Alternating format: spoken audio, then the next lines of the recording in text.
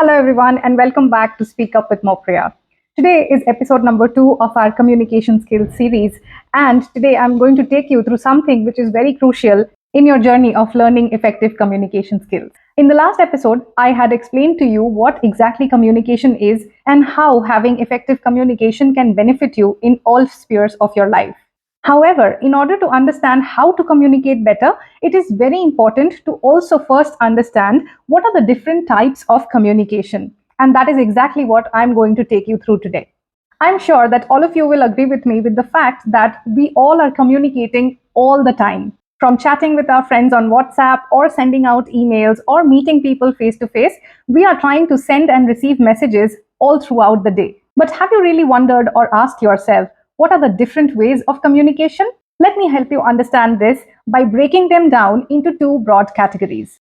Number one, we will be looking at the way in which we communicate, and we will try and understand what are the different ways in which we can do that. And number two, we are going to look at the different medium or channels that we can use in communicating with others. So, in a nutshell, we can break down communication under two broad categories. Number one, the way in which we communicate, and number two, the channel or the medium that we are using. Now, what do you think are the different ways in which we communicate? Let me give you an example. So, suppose you want to ask for a 3 days leave from your team manager. Would you talk to them in exactly the same manner as how you would talk to your spouse or your best friend? Of course not, right? You are going to speak to them in a very different way. Also, if you think about talking to your parents, will you talk to them in a way that you would speak to a complete stranger at a bank? Again, of course not. So, depending on the situation or the person that we are speaking to, we can communicate in two different ways, which are formal communication or professional communication and informal communication or casual communication. Now, formal communication is like wearing your best clothes. It is polished, it is proper, and it follows certain rules. Think of job interviews, presentations, business meetings, interacting with people at banks or hospitals or any other public space. We communicate in a different way in these settings. It is more clear, concise, and respectful. Now, talking about informal communication, it is more like having that relaxed time with your friends and family, sitting in your pajamas. It is casual, it is relaxed, and it is heartwarming. Think of sitting with a cup of coffee and chatting with your family, with your friends, with your spouse, or with your children. And not just talking, it can be texting as well. You text your family members in a different way and your office colleagues in a different way. Isn't that right? So, informal or casual communication is all about expressing yourself freely and in a spontaneous manner. Now, let us look at what are the different channels or medium that we can use to communicate. Channel or a medium is nothing but using what are we trying to send or receive a message. So, on the basis of what is it that we are using, we can break down communication into two different parts. Number one is verbal communication, and number two is non-verbal communication. Now, let me talk to you about verbal communication first. It's a common misconception that verbal communication means only speaking, but that is not the case. Verbal communication is any form of communication that involves words. So you can think of face-to-face communication, you can think of phone conversations, you can think of video calls, WhatsApp messages, emails, or even when you are thinking to yourself in your mind. All of that falls under the bracket of verbal communication because they are using words. Now, non-verbal communication is pretty simple, but it is very crucial. So be very careful about the way you communicate non-verbally. In the upcoming episodes, I'm going to talk about it in more details.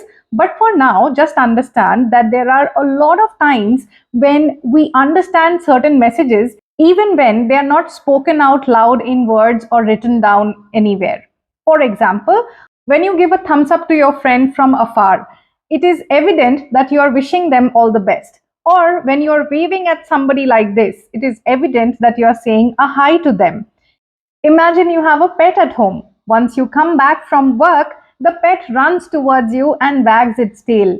It shows that the pet is very happy to see you back home. He is not talking, however, you still understand that they are very happy to see you. That is nonverbal communication. So, any form of communication that happens without the exchange of any words is known as nonverbal communication. You can consider your body language, your facial expression, your tone, your pitch, your voice modulation, things like a smile, a handshake, or even a warm hug. All of these are forms of non-verbal communication. So, that was all about the types of communication. And just to quickly summarize, we have two broad categories in which communication is divided: the ways, which are formal and informal, and the channel or the medium, which is verbal and non-verbal. Understanding the difference between these can help you be more effective when you communicate in any situation. So, over the next few videos, I am going to help you in understanding how to merge the ways and the channels in order to bring most out of your communication. Leveraging your communication skills can help you get success not only in your professional life but also in your personal life. So, join me in this journey of learning the art of communication and achieve all your goals in life. So, that's all for today's episode. In the next episode, I am going to take you through another important aspect of communication. In the meanwhile, you keep observing what are the different ways in which you are communicating and what are the different ways in which you can see others communicating around you, and make a note of it. Share this video with friends who might help from this video. And also, if you haven't subscribed to the channel yet, this is the time. Thank you so much for joining me today. You take care and I'll see you later. Bye.